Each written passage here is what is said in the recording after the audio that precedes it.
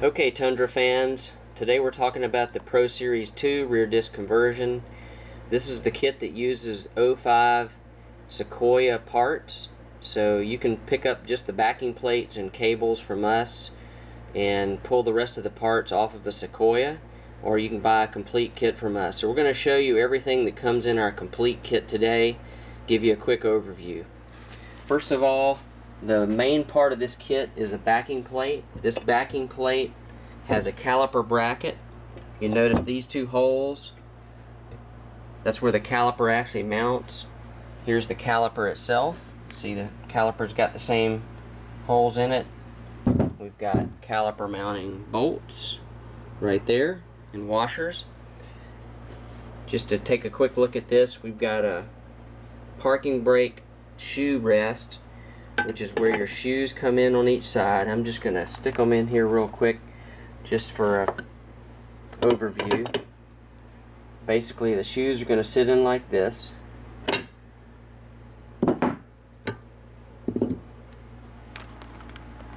Your parking brake cable enters through this threaded piece of tubing that's welded on right there. Cable's going to come up. Cable would be pulling on this lever right here for a parking brake. Included in our kit, which is standard on a Sequoia or a 4Runner, is this parking brake strut, parking brake spring. Basically, the strut's going to come in and go into this slotted area along with the spring. As most of you know, there's an adjuster on this type of system. The adjuster is going to go in between here and there. On our backing plate, the bottom of our backing plate is removable, and the reason for this is it keeps you from having to press the bearings off the axle. So in order to get the factory backing plate off, you'll need to cut it off or remove the axles and press the bearings off. But the simpler way is to simply take the factory backing plate that holds the drum hydraulic shoes and just simply cut it off. Then this piece, since it's hollow on the bottom, will slide right over the axle. Once you've completed installing the shoes on both sides, all the springs and the parking brake cable, then you'll install this filler plate that completely closes up and protects the inside of the back side of the rotor and all the moving parts. And we're going to move over here. A lot of people ask, why does this kit come with shoes? Well, the inside of our rotor is like a drum. This is how all Toyota parking brakes work. This is a factory OE rotor that's slotted and drilled from Stop Tech. So you're going to have the caliper pads controlling the hydraulic portion of your braking. You're going to have parking brake cable, shoes, actuator for your parking brake. So it's completely fail-safe. Your mechanical parking brake is separate from your hydraulics. So there's a quick overview. These are all the parts that come in the kit. Of course, we're looking at the driver's side, so you'd have basically double is what you're seeing in this video. This kit's available complete on our website. It's again called the TR12.2 Pro Series 2 rear disc conversion. It can also be purchased with the cables and backing plates only in the event that you had, through a salvage yard or a parts house, you wanted to supply your own calipers, rotors, etc. So in our next video, we're going to go into more detail of how the backing plate gets installed. Hey Tundra fans. Hey, is that thing on? Okay. This is Tom with TundraRacing.com. Here to show you the 2000 to 06 Tundra rear disc brake conversion kit. Now let's get started.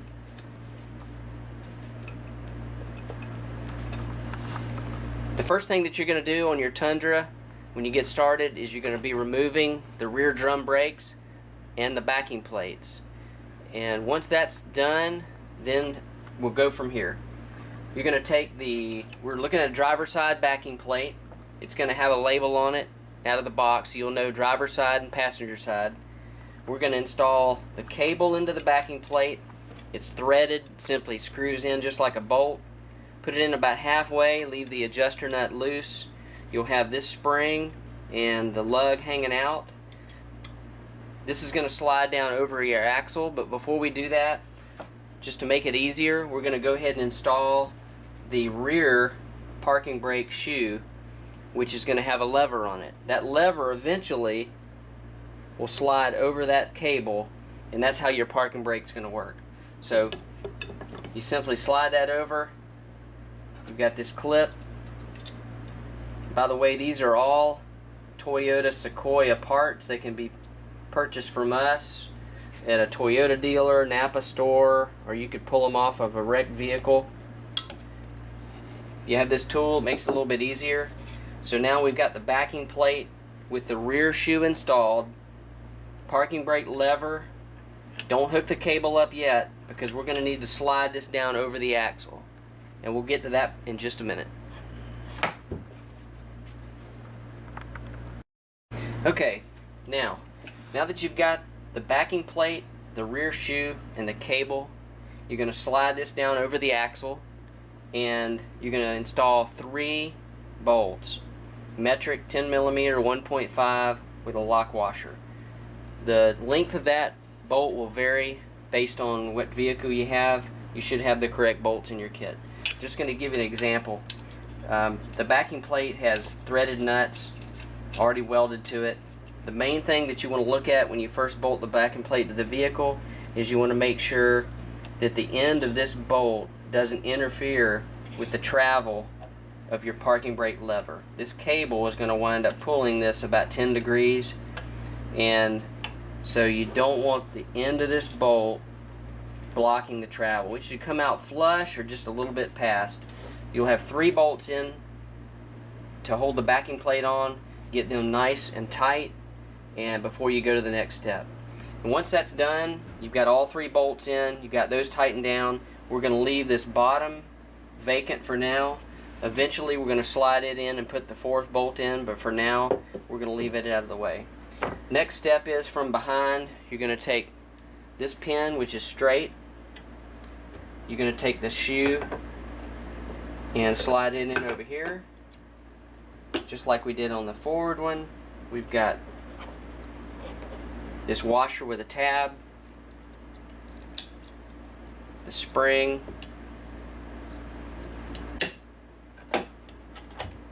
and we've got our spring tool with this retainer, just like any parking brake would have. You're going to use this tool to make it a little bit easier to press it down. Turn it 90 degrees, it's going to lock in place. So now you've got both of the spring clips, you've got the cable in place. Of course, we're installed on the axle now, so you can go ahead and install or connect. It's a little bit tricky, but if you look at it from below, you can connect that cable to the lever. Once that's done and you want to continue on, you've got some springs that need to be installed. First of all, this is the parking brake strut. It gets installed with the spring on the forward side facing the front of the vehicle. You notice you've got a longer tab on the top than the bottom, and the longer tab touches the shoe, the short tab goes around the lever. So you're going to basically pull these apart slightly.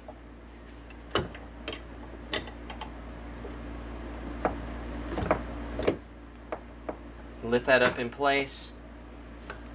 So your strut is going to be held together by the 2 shoes. Next thing you're going to want to do is get these 2 springs installed, and typically what you do, there's a special tool you use for that. The springs clip down into the shoe. They both wrap around this post. These are basically the return shoes. Notice you've got a little slot here for the small end of the spring. The large end wraps around this post at the top.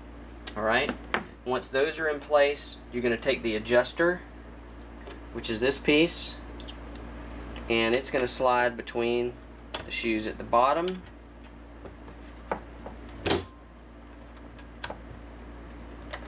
That'll let you adjust the distance between the parking brake shoes to tighten it up later once you've got it on the vehicle.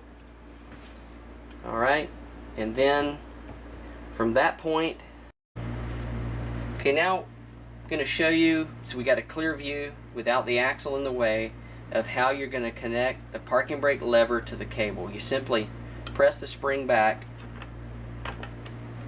slide that up in, and then release the spring. There's a counter bore in this lever that's going to retain the parking brake cable. So now you can push that back out of the way. You'll come back and adjust that parking brake cable later. Then the last thing you do once the parking brake cable is connected, you've got your adjuster on, you've got your back shoe on, all your springs are installed. You're going to want to take this filler plate and you're going to lift up on the parking brake shoes, and the filler plate's going to slide up in there. And at that point, the other thing you're going to want to do, if you haven't done it already, is take the lithium grease, take the scissors, cut this open, put this out on a little piece of cardboard, get a Q-tip. All these points where the shoe touches the backing plate, you're going to want lithium grease. Wouldn't hurt to put a little bit right here on this bridge. This is where the parking brake cable makes a turn to go into from the cable up to the lever. Doesn't hurt to have a little bit of grease there. Be sure and wash your hands when you're done. You don't want to get grease on the linings of your pad or your brake shoes.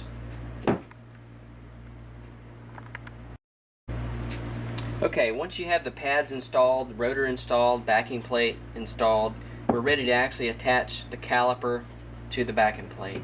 So I'm showing you on the bench just for ease of video recording. You're going to line up the holes. Those will go right in. Get those torqued down. They don't need any Loctite, but just torque those to about 40 pounds. Next thing you're going to notice is you've got a nut still loose. We haven't addressed that yet. What that is a location to put your bracket for your hose for the hydraulics. This is for the caliper. So what you're going to do is get that back on.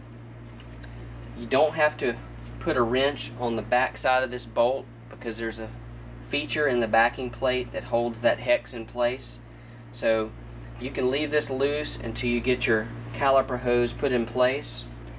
And what you're going to do is grab the correct hose and mount that with a banjo bolt and washers.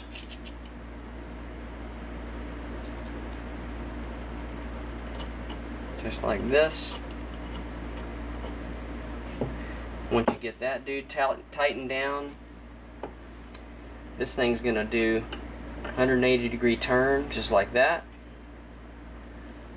Then you're going to put this clip in just like that.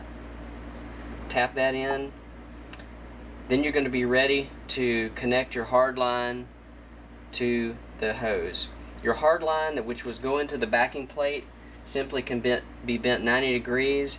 It would be coming this direction, and you don't need to cut it or reflare it. You simply put a nice 90 in it, don't kink it, and try to meet this hose as precise as you can. Once that's done, you're going to move on to bleeding the brakes. Okay, now we're going to take a look at the 2000 to 06 Tundra parking brake cable kit for our Pro Series 2. Let's have a look. You notice your kit, as it comes out of the box, you're going to have two different length cables. You're going to have a short cable and a long cable. The short cable will be the driver's side cable. It's going to go from the caliper area, the backing plate, up to the parking brake lever, which is pretty much under the driver's seat, under the vehicle, inside the frame. Your passenger cable, which is quite long, is going to travel in the frame rail for the first foot or so. Then it's going to go up and over the gas tank, back down, and eventually connect to the backing plate on the passenger side. In your kit, you're also going to have a diagram. It's a photograph showing a detail of how the parking brake lever gets installed. Everything you see in this picture is going to be located just inside the frame rail, again under the driver's seat, under the vehicle, not inside the vehicle. You're going to have two cables coming in, which is your driver's side, passenger side. The cables will pass through this plate just like this. You have one cable that passes through the plate and one that actually attaches to the plate. Let me just show you. You're going to snap the long cable to the plate just like that, and then you're going to pass this through the frame rail to the large hole. You look inside the frame rail, there's going to be a large hole and a small hole, and they're connected with a little slot. The driver's side cable will directly snap into the frame after it passes through this plate. So just like in the photograph, you're going to have the two cables coming in parallel. They're about 1.5 inches apart. You're going to put nuts on both of these. You're going to thread on a clevis on both of these. For now, we're just doing them loose because there's going to be some adjustment that you're going to make. And then that's going to go to this lever, which is mounted inside, going to be mounted inside the frame rail.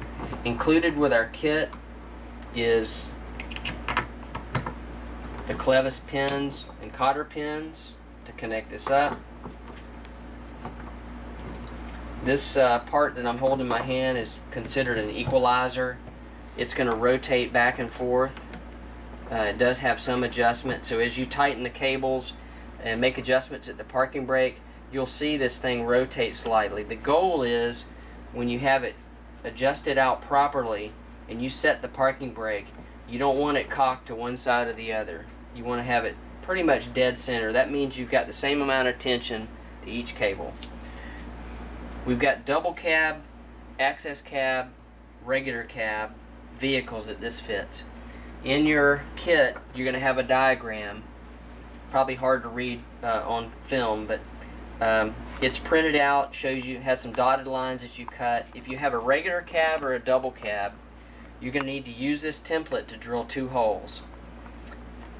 You're going to cut the holes out where they're dotted. You're going to lay this inside the frame rail, and you've got 2 holes to drill. And those 2 holes will be for mounting this lever. So there's no measuring and no guesswork, you simply use the template. If you have an access cab, you're going to notice where this template shows the 2 holes, you're going to have a large hole that's approximately 2 inches in diameter.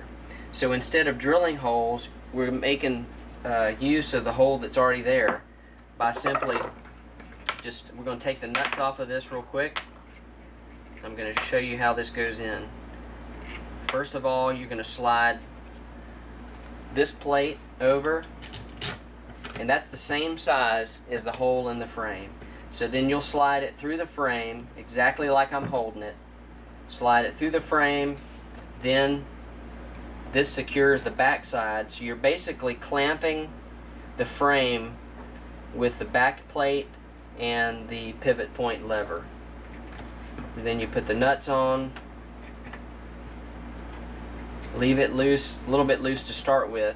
Once you get it in the frame rail, since it's a circle, this thing's going to be able to rotate. So you want to basically get it parallel with the frame rail or level with the ground if your truck sits level. And once you get these 2 nuts tightened up, the next step is, just like in this diagram, you've got a cable coming from the cab. It was the original parking brake cable that comes from your foot pedal. And it's simply going to slide into this slot. The clevis pin goes down to secure it with a cotter pin underneath.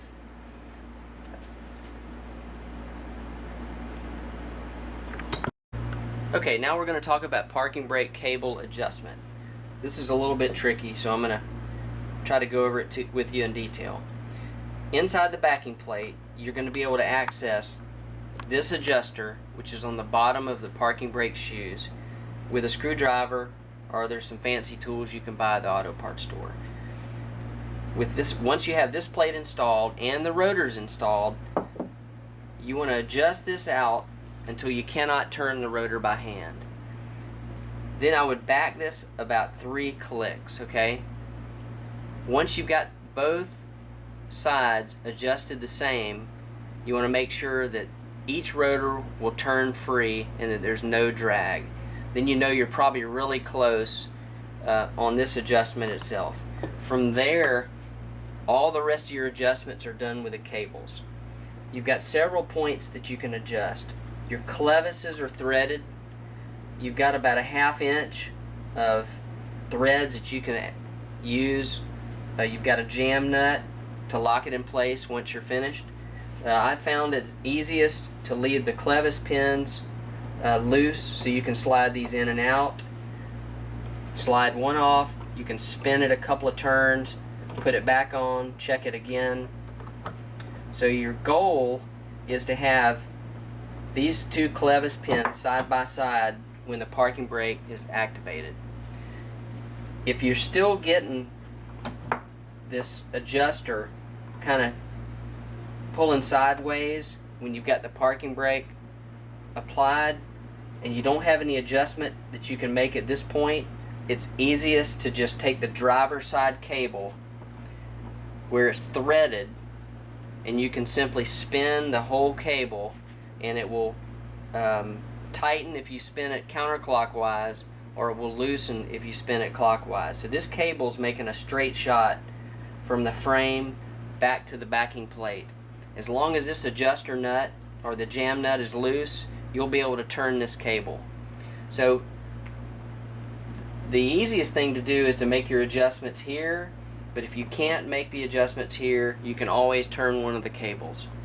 Once you've got that done, you step on the parking brake, this lever pulls forward, your adjuster stays straight so that the clevises are side by side. You should be good to go. Tighten these jam nuts, tighten these jam nuts, make sure all your parts on your backing plate are tight, caliper and whatnot, and then you're ready for a test drive.